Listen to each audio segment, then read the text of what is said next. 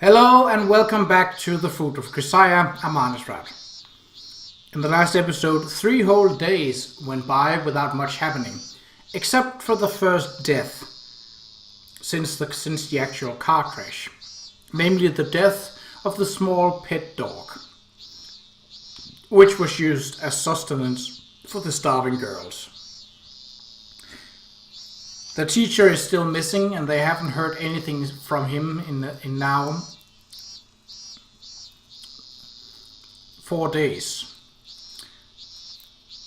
So let's see what happens in the 13th day in the valley. It happened far too suddenly. Komori-san, who seemed perfectly fine just a moment before, crumbled limply to the ground. For a moment everyone who turned their head at the sound was simply dumbfounded. Komori? Kaneda-senpai called out to her partner, but Komori gave no response. Her body had begun to twitch convulsively on the ground. Komori hadn't fainted from lightheadedness or anemia. She was thrashing her body spasmodically, as if she'd been possessed by some malevolent spirit. It was at once bizarre and terrifying to watch. Kaneda, suspecting an epileptic seizure, forcibly pinned down her partner's body from above in an attempt to keep her from hurting herself. "Somebody help! Komori's...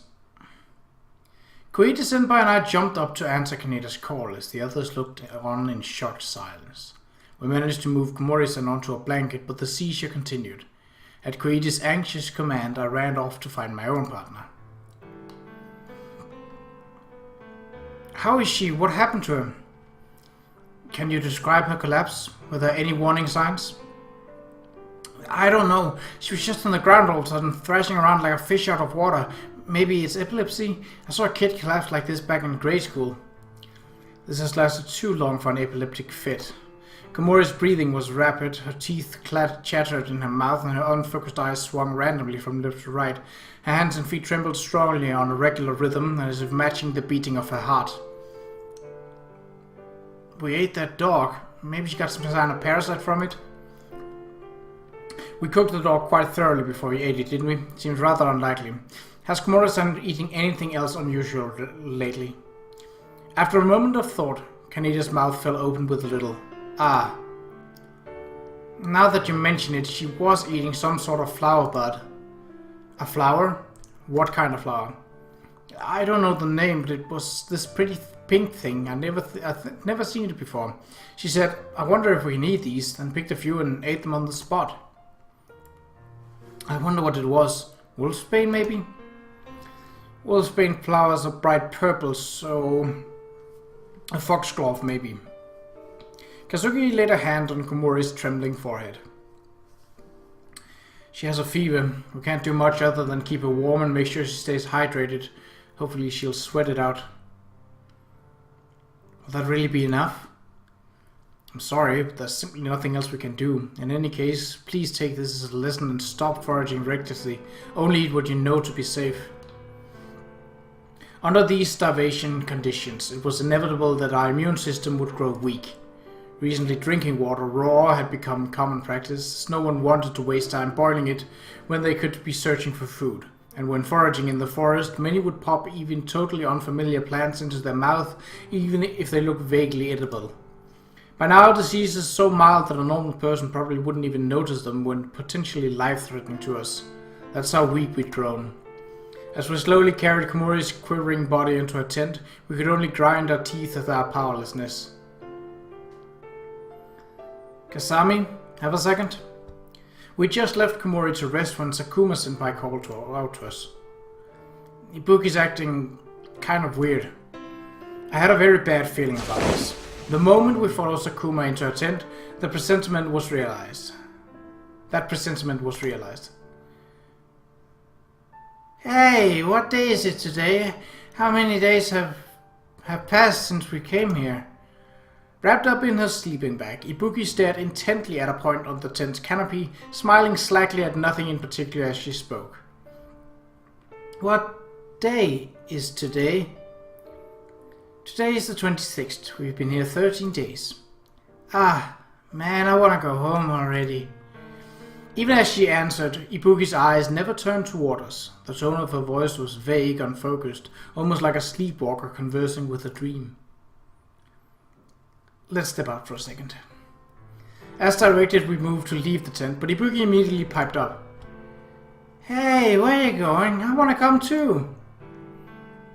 I'll be back real soon. You just stay put and sleep. What day is today? The 26th. Ah man, I want to go home already. You see what I mean? She's been like that since this morning. Usually she goes right back to normal, but it's been hours now. What am I supposed to do if she just stays like this? There's nothing you or any of us can do. Not only do we have no medicine, we can't provide her with the nutrition her body needs to heal itself. So we just leave her to rot? All we can do is watch? I'm very sorry. It's not your fault. I'm the one being unreasonable. Sorry about that. That's quite alright. Sakuma Senpai's powerless attempt at a smile conveyed only resignation and defeat, made all the more pitiful by her swollen face. It wasn't the flushed swelling of her fever. Her face was drained of all color, her ghastly pale cheeks visible rough and dry. She was blinking constantly throughout our conversation. It may have been difficult merely to keep her eyes open behind those bloated cheeks. Sakuma-san, your own malnutrition is written on your face. Please be careful. Yeah, I'll watch my step. Exactly how she was supposed to be careful about starving when there was no damn food. Sakuma seemed mature and refraining from yelling the obvious retort in Kazuki's face, but quite possibly she simply no longer had the energy. Just how long would this situation last? Mentally, physically, in every possible way, we were being taxed beyond our capacity to endure. How long could we possibly hold it together under such circumstances? Even Kazuki, our acknowledged authority on mental toughness, could no longer fully hide her fatigue. Her youthfully framed face, burdened with that accumulated exhaustion, seemed to have aged somehow. Gently closing her eyes, Kazuki breathed a brief sigh, then proceeded to depress me still further. Let's keep this between us, but the truth is, Sakurai-senpai and Hiroka are in very bad shapes as well. Sakurai had initially been recovering fairly well, but our unsanitary environment and inability to adequately disinfect her wound proved catastrophic. She was beginning to exhibit symptoms of sepsis, and almost certainly caused by bacteria invading through her wound. She was now running a high fever with a consistently elevated heartbeat. She tripped over her tongue when she tried to speak, and her limbs were routinely racked by brief painful muscle spasms, as if her body was trying to contract. She needed antibiotics, and soon. Hiroka-san was no better. In fact, she was worse. Her debilitation had progressed to the point that she no longer showed any response to our voices. It all came down to inadequate treatment, compounded by worsening malnutrition. The dog had been our only halfway decent meal in days. Otherwise, we'd been getting by on cooked snails, wild grasses, and our gruel, really nothing more than faintly colored water with a few grains of boiled rice floating at the bottom. Even minor injuries couldn't heal on such a diet. On the first day of our trip, we ate fluffy white rice, steaming from the cooker. I couldn't get that memory out of my mind. Back then, we gobbled the rice down without a second thought. Even had the nerve to complain about our coarse side dishes. Just remembering it made me want to scream at all the pampered luxury of it all. We were so starved for sugar that tea made from the skins of onion almost tasted sweet to our tongues. But then again, our initial yearning for sweets only lasted for the first carefree week or so. At some point we'd begun to crave salt far more than sugar.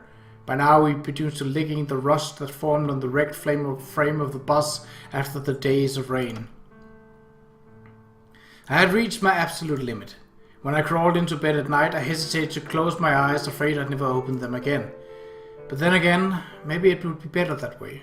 If I let my eyelids fall shut, I would sink deeply into blissful oblivion. If my heart would then quietly stop beating, wouldn't it then be a blessing? I couldn't help but feel that a death without suffering would be a happier fate than to struggle on like this. But whenever I expressed these weak thoughts out loud, Kazuki would scold me. It's too early to give up. Kazuki whispered those words forcibly, as if trying to convince herself that they were true. It seemed too cruel to fire back then. How long do we have to endure? How long before we can finally give up? I could find no further words, and silence settled on the tent.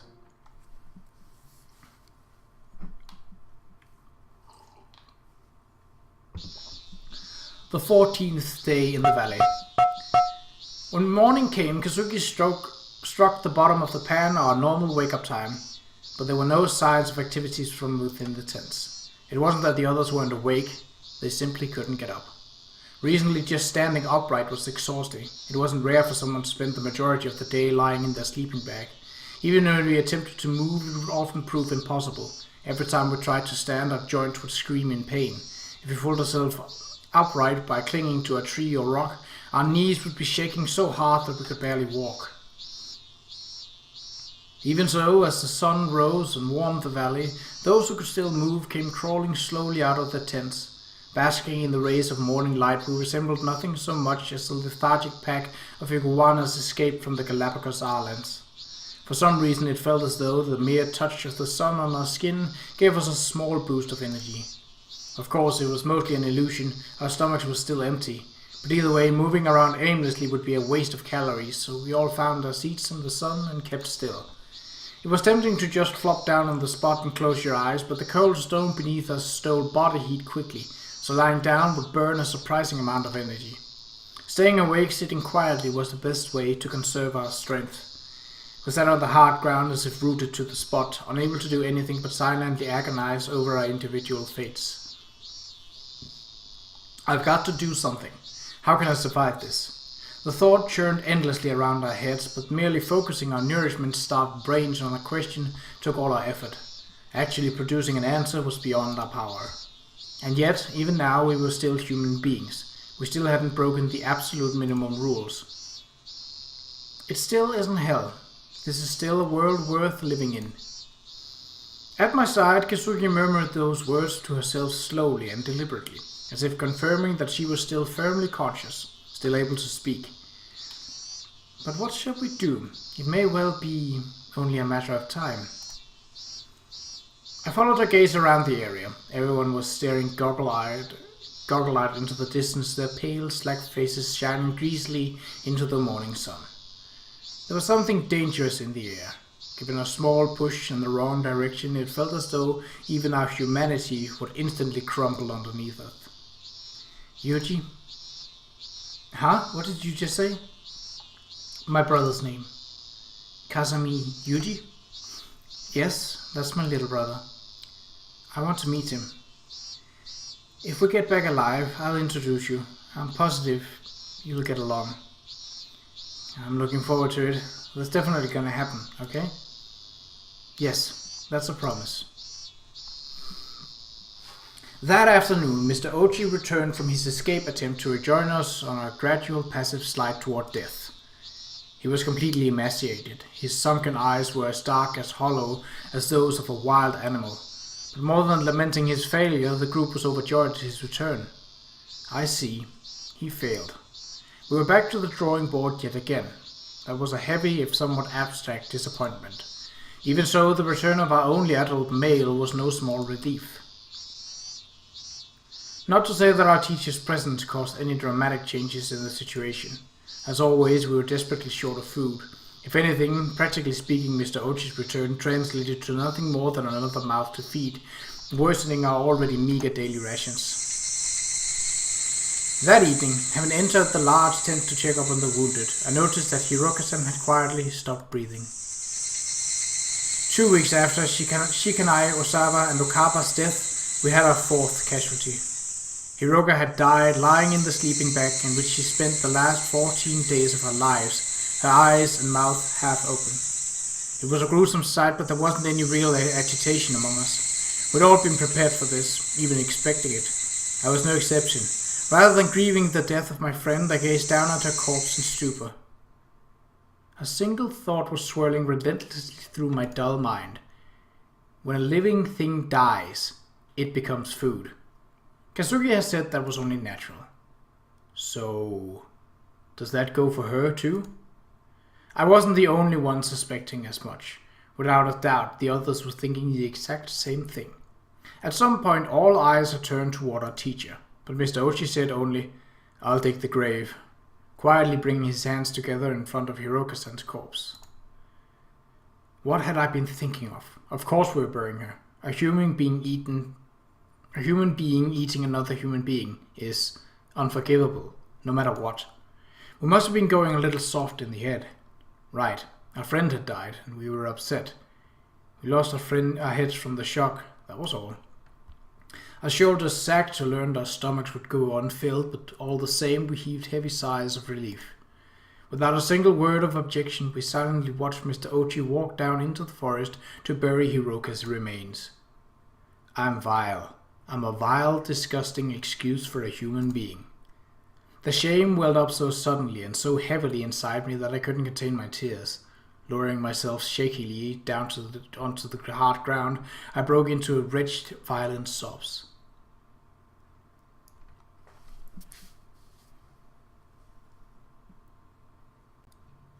The 15th day in the valley. I was awake, but I couldn't even open my eyes. My head felt packed to the bursting with dull, heavy lead. Every inch of my body was painfully cold and exhausted, to the point that even breathing was difficult. There wasn't a drop of saliva in my mouth, and the back of my throat burned bitterly. I couldn't even speak. This morning, Kazuki seemed to be in a similar shape. When I finally managed to force my eyelids open with just a sliver, I could vaguely see her lying perfectly still on the other side of the tent, curled up like a cat. I'd always admired her strength, wondered how she trained that tiny body to be so unbelievably tenacious, but it seems that even her amazing endurance was reaching its limits. No, she'd probably long since passed those limits, but if Kazuki were to collapse, we would have lost a large source of hope. Without her, some of us might have long since given up, stopped even trying to survive. Kazuki had probably been pushing herself unreasonably for our sake, forcing herself to appear energetic and powerful. She looked so very small right now. Kazuki? I hoarsely croaked out her name. There was no response. Hey, Kazuki. Are you dead? My arm had grown painfully thin, but it still felt heavy as I reached out toward my friend's back. She was still warm, and I could feel her back rising and falling ever so slightly with her breathing. She was still alive. Kazuki, please don't die. Kazuki. My tear-filled voice finally elicited a response from Kazuki. Her tone, understandably, was exceptionally grouchy. If I die, you can feel free to eat me. What a horrible thing to say. Kazuki's words abruptly brought back the memories of Hiroka-san's death, and my breath caught in my throat. Don't die, Kazuki. If you have to die, take me with you. Don't leave me behind. Don't abandon me. Surviving all alone in this hell would be meaningless. Kazuki responded to my heartfelt whimpering with a snuffling little laugh. It's a joke, not to worry. I'm not going to die just yet. She wasn't going to die just yet, but eventually that time would come. Everything living dies. Another rule of nature, the most fundamental of all. That inevitable end was no longer an abstract, distant concept for us. Our debilation had reached the final stages. One by one we were wasting away. Today, Sakurai-senpai and Komori-san were the casualties. Sakurai died from her sepsis. Komori killed herself. We found her hanging from a tree. Numb as we'd grown to horror, the suicide sent a disturbing ripple through the camp. But after the initial shock had passed, we felt little more than resigned acceptance. Since eating her dog's flesh, Komori had clearly been mentally unstable and physically frail. Even before her sudden collapse yesterday, we'd all seen her acting strangely. She would totter off alone into the forest and wander around calling loudly for Leon. And back at camp, she'd push her useless battery-dead cell phone against her ear and hold extended conversations with her dead pet. Everyone had felt vaguely apprehensive about her bizarre behavior, but there was nothing we could do for her. When the labored breathing of a girl sitting nearby grew faint as a whisper, the thought of, another one is dying, would pass through our minds, but we didn't feel sorrow or pity. They were luxuries we could no longer afford. When Mr. Ochi carried each new corpse into the forest to bury it, the only thought we could muster was, one less mouth to feed. Cold-hearted, cruel thoughts, but we no longer had even the strength to hate ourselves for them. The terror of watching your friends die one after another. The terror that you might be next. The escalating terror of our reality overwhelmed us, and some began to escape from it entirely. Drunk on the adrenaline our brains secreted to numb agonizing fear, our thoughts lurched in bizarre irrational directions. I don't want to die. If somebody dies in my place, maybe I'll survive. Without any logic or evidence, many had begun to believe something of the sort. that inside this ravine one life would somehow be traded for another. If somebody else dies, I'll live.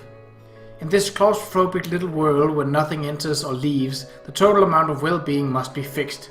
Depriving another of their happiness is the only path to survival. That was the new dogma of the dying. Hey, hurry up and die already, why don't you? Right back at you. Do me a favor and stop breathing. That day, the only ones with enough energy to do more than sit limply on the ground cursing were Mr. Ochi and the captain. Since Mr. Ochi's return the previous afternoon, the two of them had made numerous trips to forage food on behalf of those who could no longer move. They even cooked meager meals of wheat and snails, then fed them to the weakened girls. They spoke words of encouragement as they spoon-fed the feeble. Don't give up, you can't die. If those two hadn't been there, none of us would have made it past morning. The thought drove home just how useless I was in comparison, and tears welled up in my eyes. Several times since Mr. Ochi's return, the two had even managed to capture a few animals deep in the forest. Little chunks of venison and wild hare began to appear in the standard wheat soup. The girls who ate it slowly began to regain some of their vitality. Kazuki, they got meat, see? It's been a while, huh? I'll pass, give it to one of the other girls. Why? Eating meat's too risky right now, might end up catching hepatitis. They cooked it thoroughly, so it's fine. I don't want to die yet, and I don't want to suffer after surviving this either. By now, Captain Sakashita and Mr. Ochi were gathering the majority of the group's food, and Kazuki, whose sudden debilitation was so intense she had difficulty standing, had quickly and utterly lost the status she had gained among us since the fall. Everyone worshipped the captain like a god for providing food, and despite all that Kazuki had done for us up until now, no one expressed worry about her condition. Far from it. The looks they gave her clearly read, "Hurry up and die." Maybe she was resistant to the idea of accepting the Ascendant Captain's charity. Whatever the case, Kazuki absolutely refused to eat the meat her rival brought back from the forest. Idiotic pride for someone at death's door. But irritated as I was, I couldn't betray or disobey Kazuki. I bitterly gave up our share of the meat, offering it to those who were even worse off. That night, I would come to understand that I had made the correct choice in doing so. A little before dawn, I woke to the rustling sound of someone moving around in the tent. Sluggishly, forcing me open my heavy eyelids, I strained to see what was going on. Amane, wake up. Kazuki? Kazuki had rolled up her sleeping bag, packed all of her belongings in the rucksack she normally used as a pillow. One hand clutching my shoulder, she slowly shook me awake.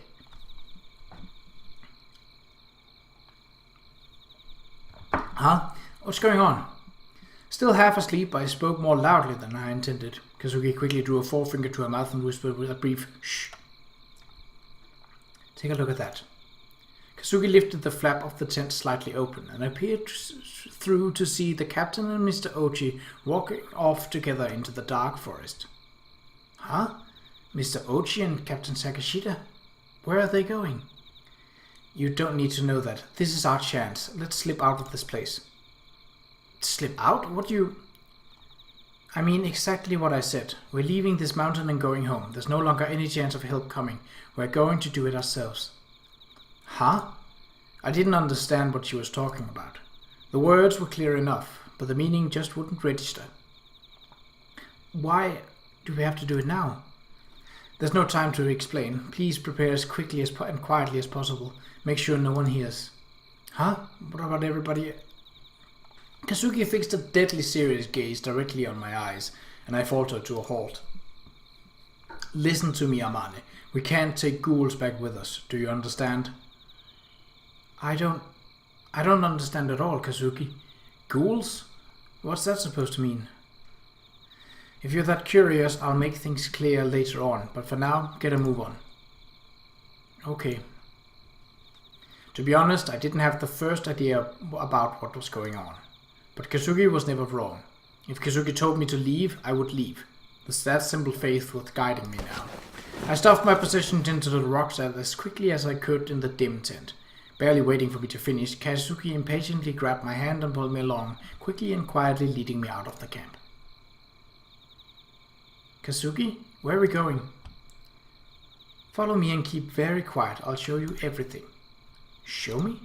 Listen to me. You absolutely must stay as quiet as possible. Is that clear? Yeah.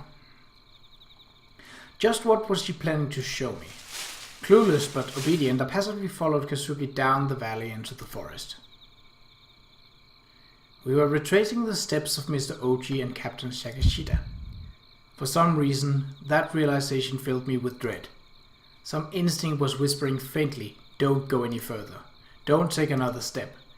Some truths are best left unseen. My skin tingled as though all the pores in my body had suddenly opened wide.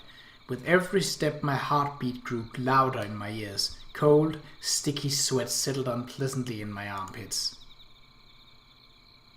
There we are. Look. Whispering so softly I could barely hear her over the cries of the cicadas, Kazuki pointed through a thicket to a clearing beyond. Captain Shakashita and Mr. Ochi were inside. Illuminated by the faint moonlight that slipped through the cracks in the tree canopy, the captain's white skin shone vividly in the darkness. Her skirt and jacket were lying in a messy heap on the ground. She was right next to Mr. Ochi, standing tiptoe to bring his face to his. Those two? I had no idea. What? Are you blind? Huh? Look carefully at their surroundings. I removed my glasses, carefully wiped the lenses with the cuff of my uniform, then put them back on. This time I noticed a number of strange, whitish lumps lying in the grass amid their scattered clothes. At first glance they almost looked like oversized radishes covered in grime and dirt. But as my eyes adjusted to the faint light, I realized that the black smudges were actually deep red, and the white objects were fragments of a truth better left unseen.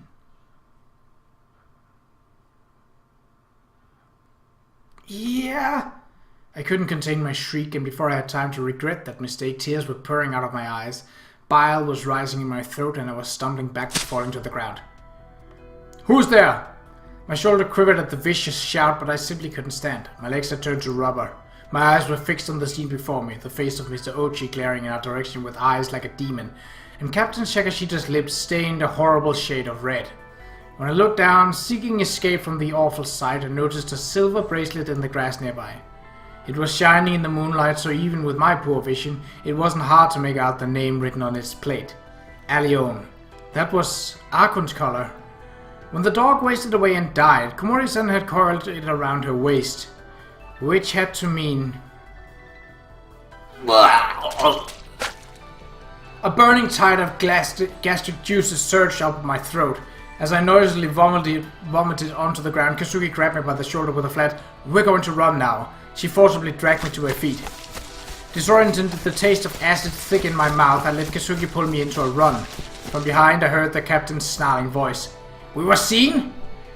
The voice had always encouraged me during practice. Firm but kind. Good hustle out there. The voice that had offered us all reassurance as she distributed food. Don't give up. Captain Shakashita's voice was now... "Catch them! Don't let them get away! Kill them!" The voice of a ghoul. This couldn't be. This had to be a dream. Why wasn't I waking up? This absolutely couldn't be real. As these thoughts swirled through my dazed mind, Kazuki hissed into my ears as to slap me awake. And that would be why I told you to keep quiet. What a blunder. That facade just crumbled before our eyes. The killing has begun. The killing? It would be best not to think of those people as human beings anymore. This can't be. This has to be a dream, right? Could you kindly save the delusional escapism for later? If you're going to dawdle around and make a nuisance of yourself, I'll just leave you here. No! I clung tightly to Kazuki like a little girl terrified of being left behind by her mother. There was nothing to do but run. If I were to succumb to the pull of madness and fall to the ground, my life would end. For now I could only clutch Kazuki's hand and run, into the dark heart of the forest, where the light of the stars couldn't betray us. Stop! Suddenly Kazuki raised her hand and barked a command. As I came to a halt, something moved slightly in the corner of my eye. A black shadow slowly emerged as if oozing out of the darkness ahead. Yo, where are you guys headed this time of night? Sakuma-senpai, you got to get away from here. Captain Shakashita and Mr. Ochi are... Halfway through my sentence, I noticed something odd about Sakuma's glassy gaze. Her eyes were focused on the rucksack we were carrying, and her swollen face betrayed not surprise but suspicion. Amane, we're going to run. This person is beyond saving. Huh? Sakuma furrowed her brow at Kazuki's words. I see, you guys saw it too, huh? Sakuma-senpai?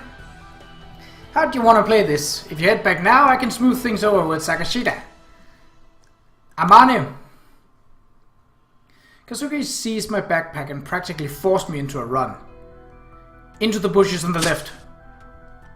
Honestly, I couldn't tell my left from my right at that moment, but Kazuki's grip stayed firm and we plunged into a short thicket, pushing our way through the grasping branches toward escape. Sakuma didn't pursue us. Instead, she spoke a few words. Her voice was like a whisper, but somehow it found its way all too clearly to my ears. That's a shame, Suamane. I liked you quite a bit, you know? A real shame. Sakuma-senpai had known. She had known what Sakashita and Mr. Ochi were doing. She had known everything and kept her silence. Kazuki! Hey, Kazuki! What? If you have a question, please hold on to it for the moment. Right now, we need to hurry. Sakuma-senpai knew, and Kazuki, you realized... Was I the only one who didn't know? Why didn't you tell me? Knowing would have done you no good. Nobody could have stopped this. This conclusion was inevitable. Inevitable? Amane, listen to me. The creatures in this forest are no longer human beings. They are animals, plain and simple. But we are humans. In order for people to live as human beings, 3 basic rules need to be respected. Don't steal, don't destroy, don't kill. When even one collapses, when breaking it becomes natural, it's only a matter of time until the 2 others give way. And when it comes to that, no one can stop the downhill slide. When people fall below the absolute minimum standard of humanity, they revert to a simpler, more primitive set of rules.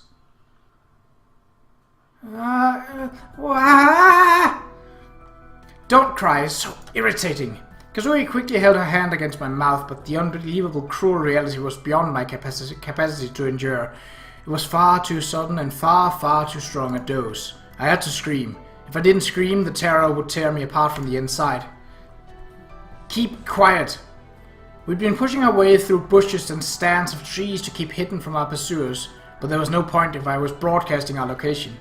Kazuki pushed her hand firmly down, finally stifling my muffled shriek, and turned to face me. In the faint pre-dawn light, the whites of Kazuki's unblinking eyes stood out powerfully against her mud-stained face. It was the harsh glare of her father dragged out of bed by a bawling toddler. Staring back into those steady eyes, I drew clipped, trembling breath through my nose. In time, my cries faded against her palm. Good girl, Amane. You don't need to cry. I made you a promise, didn't I? I'll save you, no matter what the cost. You have nothing to be worried about. Understand? Yeah. My throat was continuing to spasm convulsively, probably because I'd stopped crying so suddenly. But despite everything else, the feeling of Kazuki's hand squeezing mine tightly was genuinely reassuring. Hey, where'd you go? Come on, no reason to hide. Hey! Kanita's voice rang out in the darkness. You got it all wrong, guys. If we talk this over, you'll understand. Come on out, okay? From the volume of her voice, she was no more than 20 or 30 meters away from the thicket where we crouched hidden. I looked back at Katsuki's face and spoke in a whisper. That's Kanita-senpai, right? Did she join them of her own free will? Was she deceived or perhaps threatened? Whatever the case, she too is past the point of the return. The footsteps of the ghouls approach us from behind. If they caught us, would they kill us immediately or make us one of them? Even in the latter case, we wouldn't stay allies for very long. It was all too clear that these creatures would kill without a second thought.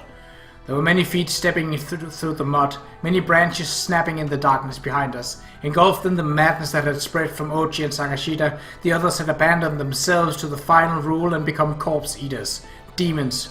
Reason and morality no longer had any meaning to them. In the end, nobody wants to die. We need to run, now. Okay. We fought our way forward through soft, slushy mulch of decayed leaves, desperately climbing the slope before us. My feet sank deeply into the muddy soil, my legs trembling from malnutrition, tangled awkwardly with every stride. There they are! This way! Our pursuer's eyes glistened in the darkness like pools of oil. Those eyes betrayed no hatred, no anger. They weren't even the eyes of the enemy the eyes of the people looking at the enemy. They were the eyes of beasts that knew no emotion but hunger. They were looking at their prey. If they catch us, they're going to kill us on the spot. The terror paralyzed my brain, and even focused, the slope would have been difficult to climb. My leg caught in a muddy patch of leaves, and I tumbled onto the ground. Amane, get up! You have to get up! Just go, Kasugi. Keep running. I just can't go on. I'm so scared my body won't move. My hands shaking pathetically, I lowered my rucksack to the ground and took out a kitchen knife carefully wrapped in newspaper. I'd rather die here and now. They probably swarm around my corpse when they found me. That distraction would at least enable Kasugi to escape. I unwrapped the stainless steel knife from the newspaper with the trembling hands. But the sight of the shining blade, my mind froze with dread. If I stab my neck with this, will I die instantly? I bet it's going to hurt. Oh god, I don't want it to hurt. But as my hand continued the relentless, terrified trembling, Kasugi knelt down beside me and gently wrapped them in her own. I'll play that role. Huh? I'm saying I'll be the decoy. What? Before I knew it, Kasugi had smoothly taken the knife from my hand. Why would you? I was the one who couldn't move. I was the one who'd given up.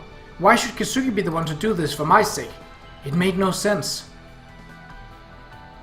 Listen to me, Amane. Listen very carefully. Holding the knife in an underhand grip, Kasugi lowered her rucksack from her back and pressed it against my chest. Inside this you'll find food and salt that I've kept hidden. Pace your consumption very carefully. Kasugi? You can feel free to eat all the chocolate and candy you've been holding on to as well. Also, here. Kasugi reached into the pocket of her skirt and took out a few sheets of paper from a memo pad. This contains my notes on how to escape this mountain alive. Read it carefully and keep moving. Never give up. No, Kasugi. You're not serious. Why are you saying this? Are you abandoning me? Don't worry. I'm not going to die. We'll definitely meet again someday, okay? Really? Goodness, have I ever lied to you before? More than once, I bet. Please explain the difference between a lie that goes undetected and the truth. 10 point. Is this really the time to be cracking jokes? Kasugi, just run away. I'm so tired. I can't do this. That's enough. You need to be on your way. Who do you think I am anyway? Do as I tell you and it'll all turn out just fine in the end. On your feet. Now run. Kasugi? Kasugi! You absolutely mustn't turn back, understand? Come now, get on with it. Run. They say that a person's true nature is revealed only when their back's against the wall. I abandoned Kasugi to save my own skin. Leaving her as a decoy, leaving her to be eaten, I moved my legs furiously, desperate to gain every centimeter of safety I could. There was no doubt in my mind she would die. Kasugi would be the sacrifice, and one cowardly, worthless girl would survive a little longer. Ah! I was overflowing with guilt. Bitter tears of shame rolled endlessly down my face. Even if I got away, even if I returned alive, this unbearable self-loathing would crush me under its weight. With every step I took, that conviction grew stronger. My legs were leaden underneath me. Kasugi! You absolutely mustn't turn back. She had told me clearly enough, but just once, at the end, I stopped. I looked back. The demons had gathered, the beams from their flashlights dancing through the trees, and at the center of their circle, Kasugi was lying on the ground, pinned down by the things that had been our friends. The last time I saw her face, Kasugi wasn't crying. She wasn't screaming. She wasn't glaring resentfully. She was smiling. She smiled, as if to say this was fate, as if to say this was the rule, as if to say it was nothing worth troubling myself over. If Kasugi had screamed for help, if she'd cursed me, called me a traitor, I might have never moved from that spot. I might have run back and fought. But Kasugi quietly and peacefully gazed into my eyes, accepting her fate. Her words flooded into my mind. Amane, listen to me. The creatures in this forest are no longer human beings. They are animals, plain and simple. I stopped looking back. I turned my back on her for the last time and I ran, chanting, "Forgive me," in my mind like a mantra. I'm so sorry, Kasugi, forgive me! As the sky grew light with the dawn, I ran desperately, not knowing where my feet were carrying me. I simply fled, pushing through the forest in a frenzy, as if to escape my own terror and guilt.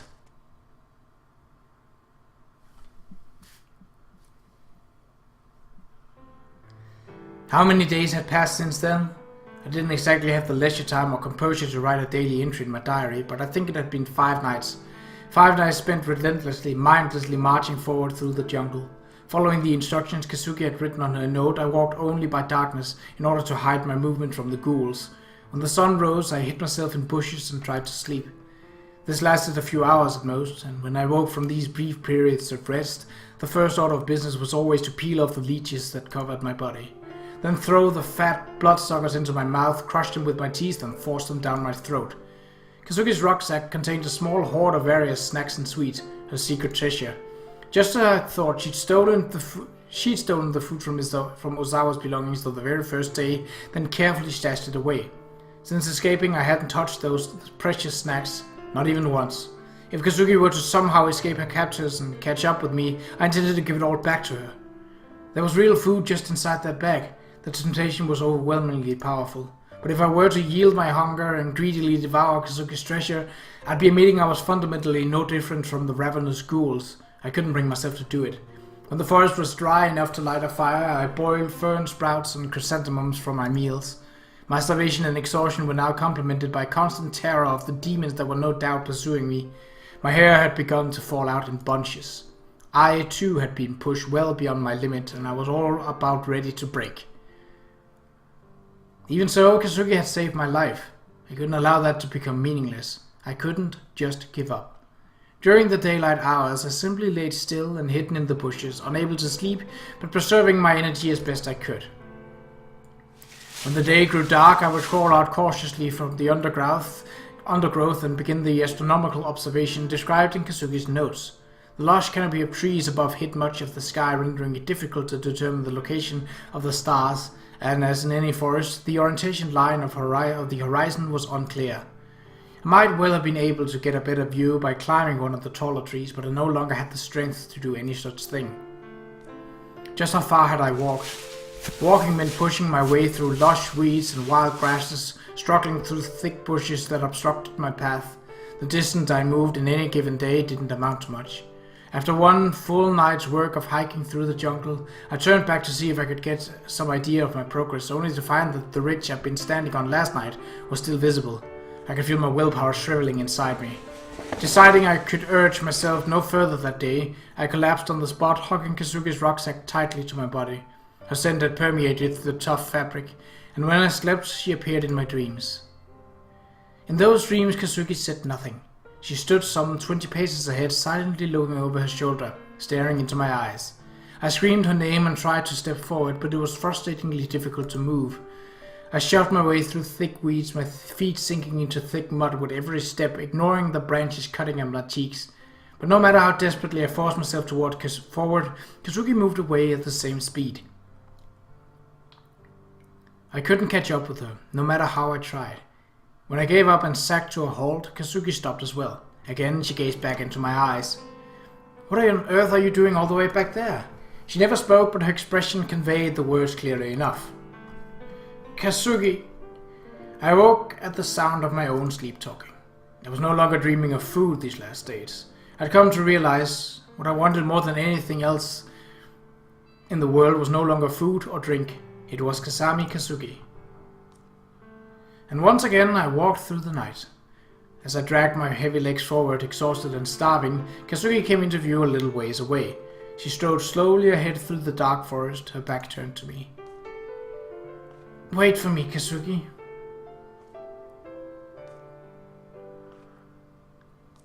And as I pursued her, I could see many others further beyond, vaguely defined figures walking the same path as Kazuki, flickering and melting into each other.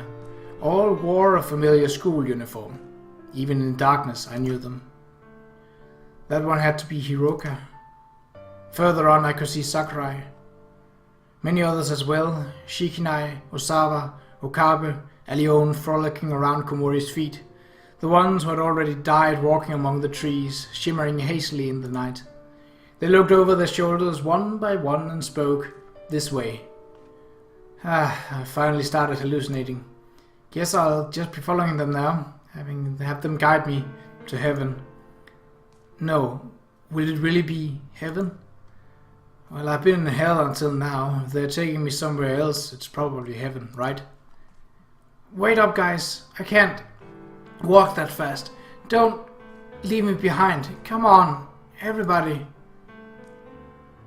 I could no longer lift my legs. The world grew cloudy before my eyes. A heavy, leaden drowsiness assaulted my mind. Even where I was, what I was doing had begun to grow fuzzy. With the thought, I guess this is as far as I go, I fell hard to my knees, then pitched forward onto the cold earth. I can't do it. It's so pathetic. I can't even make it to heaven. I'm going to just die here, halfway to nowhere. As I pressed my face into the ground, my ears began to ring. A fairly common phenomenon before passing out. It's something like the sound of your own baseline brain waves. Faint here and the leeches are going to be all over me again. But as the thought ran vaguely through my wobbling head, my ears picked up a noise clearly distinct from that high-pitched tone. What's that sound? I focused my mind on that strange noise and decided it sounded almost like a car running on an unpaved road. Specifically, the sound of tires rolling through gravel. And mixed in with that crunching white noise, there was something like the weak whining of a 3-cylinder engine. Sounds just like a mini-truck. Heaven sent somebody out to greet me? Are angels these days in the habit of picking up the dead in cute little pickups? I think not. When the sound passed, the ringing in my ears was gone as well. Once more I pulled my ragged body off the ground. Once more I forced myself upright, my weary legs trembling with the effort. Huh? I hadn't realized during the night, but apparently at some point I'd drawn near a road. A real, honest-to-God road. A path human beings traveled. Beyond the thick rows of trees, through the wet, cold dawn air of the forest, I could see the gravelly tracks stretched out below. This isn't a hallucination, right? Incredulous as I was, I didn't take the time to pinch my cheeks. Half sidling down the muddy slope, I made my way toward the road that lay before me. No way. Really?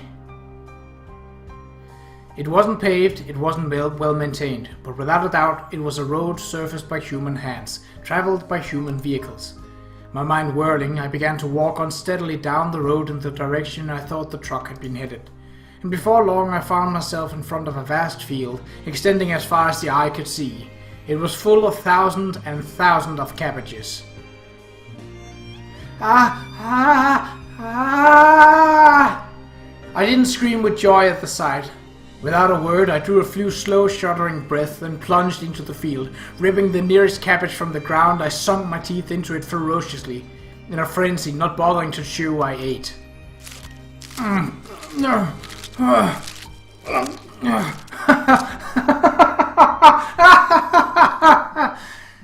first thought wasn't, I'm saved. It wasn't, I can finally go home. There was only one thing in my mind, eating the cabbages in front of me. Without a drop of seasoning or even a sprinkle of salt, those cabbages were so delicious my eyes rolled back in my head from sheer ecstasy.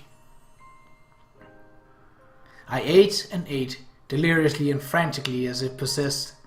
Cackling madly, I ate, laughing in between the spasmodic whimpers that seized my throat, tears pouring down my face, I ate.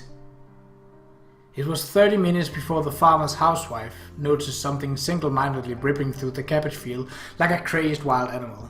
When she ran to tell her husband about the bizarre creature devouring the crops, he ran out with his hunting rifle only to find a human being. It was another 30 minutes before the ambulance he called arrived. And lying in my hospital bed, I finally told the local police officers who I was, that I'd been on a bus that had gone missing nearly 3 weeks before. And so, at the cost of many terrible sacrifices, one pathetic girl crawled her way back to the human world alive. And that's where we'll end the episode. So, this is all of these episodes have essentially been Yuji reading through Amane's diary of that, to put it mildly, horrible trip. So, until next time, where things are hopefully not going to be as grim as they were here, take care.